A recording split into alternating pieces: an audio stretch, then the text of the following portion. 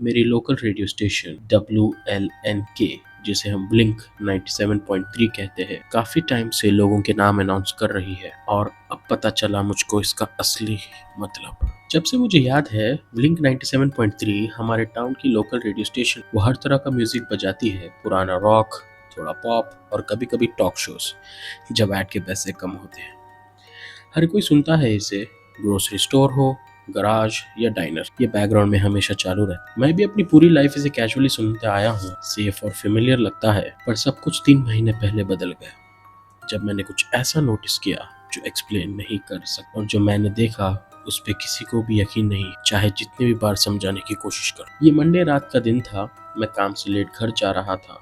Radio station flip करते हुए मैं ब्लिंक पे आ गया। ध्यान भी नहीं दिया, बस एक और शाम की कम्यूट। डीजे एक गाना खत्म कर रहा था, कुछ तो गाना था, और फिर उसने अपनी अनयूजुअल बातें शुरू। उसने कहा, और अब रात का नाम, उसने कहा एक अजीब और प्लेफुल टोन में। फिर एक पॉज हुआ और हल्की सी स्टैटिक के साथ उसने एक नाम बोला, जेसिका ब्राउनिंग। अजीब लगा, ना कोई कॉन्टेक्स्ट, ना एक्सप्लेनेशन, बस एक नाम बिना किसी वजह के अनाउंस कर दिया। मैंने सोचा शायद कोई कॉन्टेस्ट होगा या नई सेगमेंट चल रही होगी, पर उसका तरीका अलग था, ज्यादा डेलिबरेट। मैंने इग्नोर किया, पर अगले मंडे को वो फिर हुआ, वही टाइम, वही स्टेशन। उसने कहा, और अब रात का नाम। इस बार नाम था रॉबर्ट सांचेस। वही पॉज, फिर एक गाना। ये हर मंडे रात को ठीक 11:05 पे होने लगा। एक नाम बिना किसी एक्सप्लेनेशन के। 5 हफ्ते बाद मेरी क्यूरियोसिटी बढ़ गई। मैंने डिसाइड किया कि अब रेगुलर सुनूंगा और एक नोटबुक ले आया। हर मंडे रात एक नाम लिखने लगा,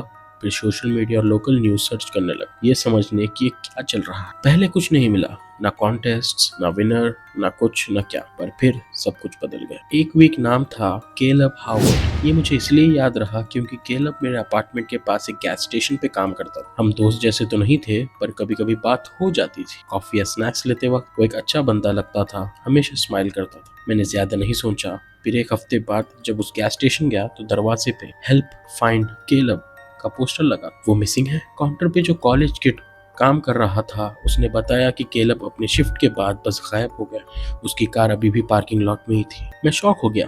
केलब का नाम ब्लिंक पे 1 हफ्ते पहले अनाउंस हुआ था। मैंने खुद को बोला कि एक कोइंसिडेंस होगा, पर अंदर से पता था कि ऐसा नहीं। मैंने अपनी नोटबुक के सारे नेम्स चेक किए। अब तक मुझे 6 नाम मिल चुके थे, जिसमें से 3 मिसिंग थे, जेसिका ब्राउनिंग, रॉबर्ट शांसेस और केलब हावर्ड। सबके फेसेस न्यूज आर्टिकल्स और सोशल मीडिया पे पोस्टेड थे, उनके दोस्त और फैमिली के डेस्परेट मैसेजेस के साथ। किसी और को ये पैटर्न नहीं दिख रहा। मैंने लोगों से ब्लिंक के बारे में पूछा, पर सब मुझे पागल समझने लगे। कई लोग तो बोलते थे कि रात का नाम जैसा कोई सेगमेंट एग्जिस्ट ही नहीं करता। 8वां नाम अनाउंस हुआ, एमिली कार्टर। मुझे उससे पर्सनल कलेक्शन नहीं था, पर सोशल मीडिया पे सर्च करा तो उसका प्रोफाइल मिला। वो 28 ईयर्स की थी, टाउन के दूसरी साइड पर रहती थी और एक वेटरनरी असिस्टेंट थी। उसके पोस्ट्स पॉजिटिव वाइब्स से भरे होते थे, क्यूट डॉग्स और कैट्स के साथ पिक्चर्स एक्सेट्रा। मुझे लगा इस बार कुछ करना पड़ेगा। मैंने उसे एक ऑकवर्ड मैसेज भेज दिया, हाय, तुम मुझे नहीं जानती, पर मैंने तुम्हारा नाम एक रेडियो स्टेशन पे सुना। समझाने में मुश्किल है, पर मुझे लगता है तुम्हारे साथ कुछ गलत हो सकता, प्लीज बी केयरफुल। उसने रिप्लाई नहीं किया। पूरा वीक उसका प्रोफाइल चेक करता रहा, सब नॉर्मल लगा।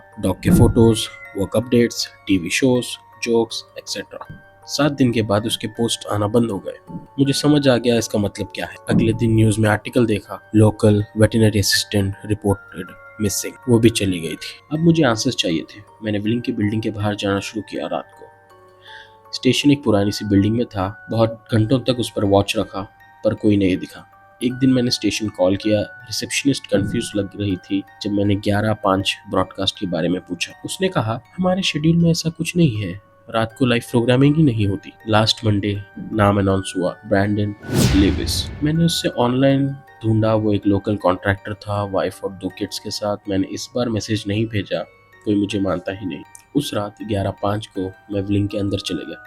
बिल्डिंग अंदर से खाली थी। एक रूम के अंदर एक पुराना माइक और इक्विपमेंट था। उस रूम के वॉल पे एक लिस्ट लगी थी और सबसे लास्ट नाम था ईथन ग्रांट। वो मेरा नाम है। अब 6 दिन हो चुके हैं, मैं अपने अपार्टमेंट में लॉक्ड हूँ।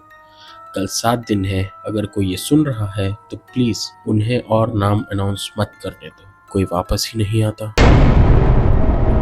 तो दोस्तों, कैसा लगा आपको ये हॉरर स्टोरी? आप क्या करते अगर आप इस नरेटर की जगह होते? कमेंट्स में बताइए। और ये स्टोरी मैंने ली है रेडिट नो स्लीप पेज से। इस स्टोरी के ओरिजिनल ओनर है STXAAR। उनकी पेज का लिंक मैंने डिस्क्रिप्शन में दे दिया है, आप जाके वहाँ पर चेक कर सकते हो। ये स्टोरी ओरिजिनल इंग्लिश में था, मैंने हिंदी में कन्वर्ट किया। आपको वीडियो अच्छा लगा तो लाइक कीजिए, सब्सक्राइब कीजिए, शेयर कीजिए अपने फ्रेंड्स के साथ और पीछे मुड़कर मत देखना।